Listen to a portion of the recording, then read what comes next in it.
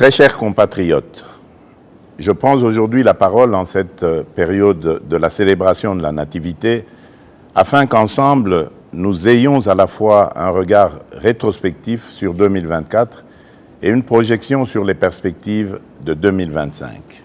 En cette période des fêtes, porteuse de foi et d'espérance, nous sommes invités à nous rappeler ce qui compte vraiment. Notre unité, notre courage et surtout la richesse inestimable que constitue notre peuple. Dans chaque village, chaque famille et chaque cœur congolais, il y a une flamme qui brûle constamment. C'est la flamme de l'espoir. Dans la souffrance comme dans l'adversité, cette flamme continue de nous guider. Nous avons tout à gagner à espérer des lendemains meilleurs, de garder la foi malgré tout. Mes très chers compatriotes, nous sommes un peuple résilient. C'est ici l'occasion pour moi de saluer l'engagement et le travail exemplaire de nos héros du quotidien, notamment le personnel soignant qui continue à sauver des vies avec un dévouement admirable, nos enseignants qui forment les générations futures malgré des conditions souvent difficiles, à nos gardiens de la paix qui veillent à la sécurité de nos communautés avec courage et détermination. Votre contribution, en dépit des épreuves que nous avons traversées cette année, est une source d'inspiration pour nous tous. Grâce à vous, notre nation reste debout et avance. Nous vous en sommes profondément reconnaissants. L'année 2024 n'a pas été exempte de difficultés. À l'Est, nos compatriotes sont sous le coup d'une menace existentielle imposée par des forces d'agression. Les difficultés sociales pèsent lourdement sur de nombreuses familles et nos villes sont confrontées à l'insécurité urbaine et à des embouteillages qui testent au quotidien notre patience.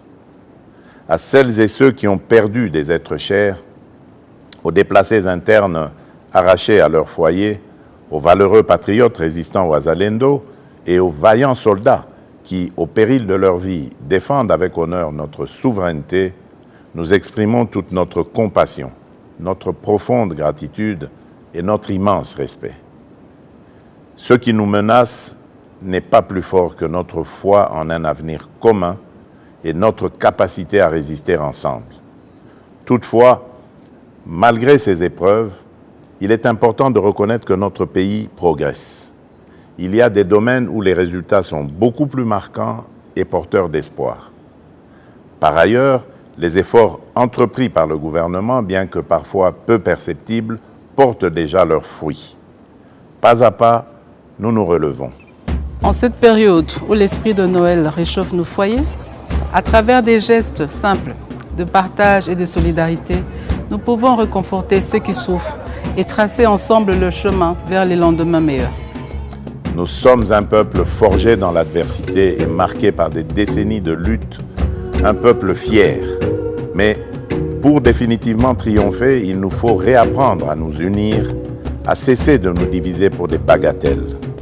L'unité et l'amour de la patrie sont les clés de notre renaissance et de notre salut collectif.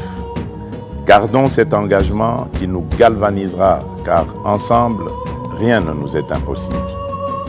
Mes très chers compatriotes, nous avons le pouvoir de relever les défis et d'écrire un nouveau chapitre de notre histoire.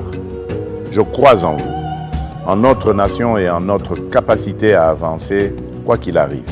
Nous vous souhaitons à toutes et à tous une année 2025 marquée par la paix, la foi, la solidarité, la réussite et la prospérité.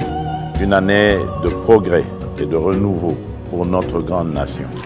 Nzambe apambola bino. Nzambi kalusa kumuna. Mungu ababariki. Nzambi anubenesha. Joyeux Noël et bonne année à toutes et à tous. Que Dieu bénisse la République démocratique du Congo, son peuple et tous ceux qui l'ont choisi comme leur lieu de résidence.